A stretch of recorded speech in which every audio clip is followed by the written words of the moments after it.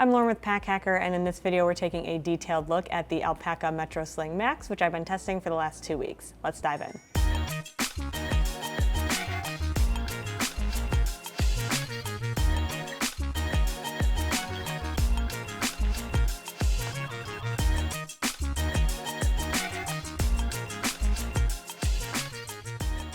This bag comes in a couple different material combinations. So this version that we have here is the X Pack, which is the X Pack VX42, which is a 420D material. And it comes in their black and olive green colorways, but then they also have one that is a axo grid material. So just sort of depends on which one you get, has a different liner color.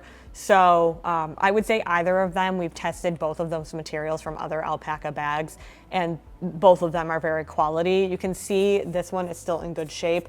There's a little bit of like blemishing on the front here and a little bit up at the top and a little bit on the top carry handle there. But other than that, like, it's nothing that I would say I would not expect to see from a bag like this. Seeing it so early on isn't great, but I think it's more of a one-off because this material is so sturdy and durable that I expect to see it last a decent amount of time, kind of long term. So in terms of like other things going on here, it's very simple. So we have a little Alpaka logo down here that's like a Hypalon material. We also have Hypalon zipper pulls, and then we have these attachment points on the side. So these are compatible with their hub carabiner accessories. So if you have other Alpaka accessories, you can put them here, or you can just attach your own carabiner and put, you know, something on the outside if you want to, which, depending on how the inside organization goes for you, which I'll walk you through that, you might want to hang something off of here just to have it a little bit more accessible. But apart from that, it is very simple. No like very loud branding or design features or anything like that. I think one of the best things, and you'll see that when we get into the main compartment, is that it stands up on its own, which is very nice when you are loading and unloading this thing. But first, let's take a look at the harness system. So if you want to use this as a pouch, these shoulder straps are actually detachable. There's a little button on the front of the clip, and you just unclip it there. You can also unclip it at these actual attachment points. I find that a little too difficult, honestly. I think the perk of this is that you can just really easily take this off. And then if you want to, you can actually just use this as a pouch. Maybe you want to pack it into your bag and not have the strap flying around all over the place, and just pack it in there like this, filled with all of your gear, and then, you know, take the strap out and reattach it when you actually get to your destination. That's definitely an option for you. So I have it, I mean, that was a good demonstration about how easy it is to put the actual strap on and take it off. The strap itself is very simple. It's a closed loop. There's no extra padding or anything on here, but there is a strap keeper. So depending on how much strap is left over on this side here, you can kind of lock it down in different places. I did find that this was kind of difficult to get in its like right place. So like if I wanted to tighten this up, it was kind of hard. You couldn't just like pull it very easily to get it to be completely straight. It was kind of like you kind of had to finagle it a little bit, which I didn't love. I think that was a little bit clunky. However, because of how you wear this bag, which I'll show you in a second, you did kind of just set it and forget it with the strap length. So it wasn't a deal breaker for me, just a slight annoyance. Even though this has Sling in the name, it definitely fits more like a side bag. So this is primarily how I wore it. I kept it hanging pretty low down on like the back of my body, just because I felt like when I had it on the front, it was just it just felt too bulky, right? And even on my side, maybe on my hip, it would be comfortable. Like, it's comfortable to carry this way. I just think it looks a little bit goofy.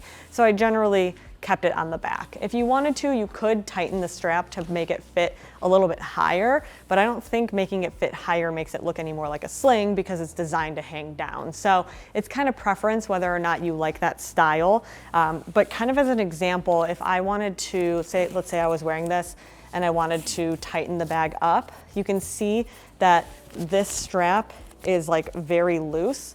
And then if I bring this around and just try and tighten it myself, it takes a little bit of movement, right? Like, it's not a very smooth, like sometimes you'll, and then even then it's still a little bit wonky and it's like twisting and stuff. So a lot of times when you will adjust a bag, it'll kind of self-adjust down at the bottom, and this one doesn't really do that. But like I said, you can very easily set it and forget it with this. So I just slip it on over my shoulder, or slip it on over my head, or you can carry it over one shoulder, or by that very simple top carry handle if you just wanted to carry it next to you as like a pouch or a little carry bag, I guess. If you're finding this video helpful, hit subscribe so we can keep making content to help you travel smarter.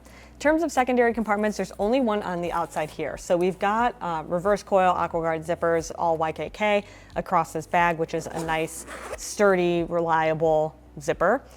On the front here is a tiny little pocket for tiny little items. So what I like about this is you can either leave it up like this or fold it down if you want to like more easily access it, have it facing you a little bit more. So this top pocket is nice. It's a little mesh pocket. You can see it ends there. And here's where I put tiny items. So I have a hair clip in here, I have chapstick, and I have my AirPods. So I'm gonna put those back in here for a second. But you can see that it does, you can't have anything up in this area blocking it. So I would say what this compartment does best is like tiny items in the front here, and then even smaller flat items that can be put a little bit lower down into the pocket. All of the space is technically independent, but I do find it interacts a little bit. So if I have this main compartment pretty full, it'll start to butt out just a little bit there, which does impact the packability of this. However, if you don't fill out that main compartment, it does feel pretty roomy in this front pocket. I think the thing that makes it less roomy is this key leash. So my keys, obviously I have more keys on here than some people. So if I stick this down here, it does go all the way down to the bottom. Something that I did run into though is because the key leash was here and there were a couple of other things blocking right here, I went to go pull my keys out by the key leash and this tether actually detached. So this is what this comes with it. It's their mod key tether, so it's magnetic. And I love this because it's very easy to just detach your keys and put them back on versus like a traditional carabiner where you kind of have to feed it out. However, like I mentioned, I pulled my keys up and it was just enough of a weird angle to kind of detach. So that could be annoying long term if you do have bulkier keys like mine, or depending on how you have this packed out. But I do think it was a very small nitpicky thing, considering the fact that, this pocket, like I mentioned, it does have some shared space with this main compartment, but it is a decent amount of its own packing space. So you can see here's kind of where that seam is. It packs out this way as you add gear. So just sort of depends on what you put inside, I would say, more than anything. But I like having this little mesh pocket for things like my chapstick. I think a lot of these bags usually just have you shove everything on the inside, and then it's hard to get to these smaller items. So it was nice to have them out there. The only thing that I did miss, actively miss, was on the back panel. Sometimes a bag with this design will have a slip pocket, and that slip pocket is usually where I put my phone. So there is space to put a phone in here. You'll see when I open this up, you could either put it in the front or in this main compartment. But I found that it was not annoying, because that's I think a strong word, but I think it's so much easier to get to your phone because you access it so frequently if it's just solo in this back pocket or in a back pocket versus being a little bit more tucked in with your gear if you're opening up the main compartment every single time. So very small thing, not a huge deal breaker, but if you like having those back pockets, that's something worth noting. So this main compartment has a dual zipper opening, which gives you really good access to everything inside. Like I mentioned, it stands up on its own. So when it actually opens up, you can get a good look at everything. This is a 3-liter capacity bag. So on the inside, you actually do have a decent amount of space. I'll kind of walk you through the pockets here. So with this, they say that it fits an iPad mini, over-ear headphones, and a Nintendo Switch. The iPad mini goes in this back sleeve pocket, so you can definitely fit that in tandem with the other items. I would say though, if you fit over-ear headphones in here, those are kind of the thing that's gonna take up the most space. So over-ear headphones in here, you can see when I open this up, that's the only thing that I have in this main area. And it kind of depends on the size of yours, but these are JBLs and they fold up pretty similar to others. So when I actually, I can get it shut, it's just if you have a case, it might not fit in there. I have another case that didn't fit for a sound core, so it just sort of depends. But the rest of the space, a lot of the times what I put in here was sometimes I would put my sunglasses in this area instead, and then maybe a hat or something that I wanted to access more frequently. I also, in this back pocket, you saw that I have my sunglasses in there, but here is where I put small things, like I put my portable battery bank back here so that I knew where it was, but it wasn't interacting with any other devices. I'm gonna put those out. I also have, these sunglasses are a little bit flatter, I think, than a lot of sunglasses. So if you had a larger case, that would definitely be something you'd have to put in there, which would compete for space with the headphones. And then on this side, we have an admin panel. So I kind of improv'd here, but here we have a pen slot, and you actually have 4 of these. For me, this one's like really tight as well. So that's more for like the really, really skinny pens, or, you know, something else similarly flat. But for myself, I never really use pen slots. So I would have almost liked to see another slip pocket back here. I didn't really find myself needing it, but because I actively don't need pen slots, that would be my preference. If you like having the pen slots, this is going to be a great option for you. And then here you can see I have a little thing of tissues I shoved in there. It fit, which is why I put it there, but here is actually, those are designed for credit cards or like a Metro card or something. I don't carry those outside of my wallet, so that was also another thing, a piece of organization that was a little bit useless for me personally. Again, if you like having those things, this is going to be a great sell for you. For myself, I probably would have preferred just like a regular slip pocket, so that maybe something like this would fit here instead of that back compartment. Again, kind of small potatoes, to be quite honest with you. And then in this back pocket is where I put my Kindle. This one's not mine, which is why it's dead, but mine fit back here perfectly fine. But if you had, let's say, an iPad mini here and then also had a Kindle, the Kindle also fits right there. So you do have some options.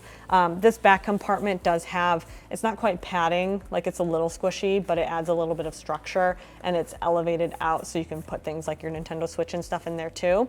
And then back there is also where I put my phone, because I didn't really have space in this front compartment to fit it easily without like interacting too much with my keys down there. So like I said, if I had a pocket back here, I would have put my phone back there, but because there was no pocket, I had to get a little bit more creative with where I usually prefer to put them. But I think like overall, this size is a really good size for a bag of this design, because a lot of brands, even Alpaka has a smaller version of this one.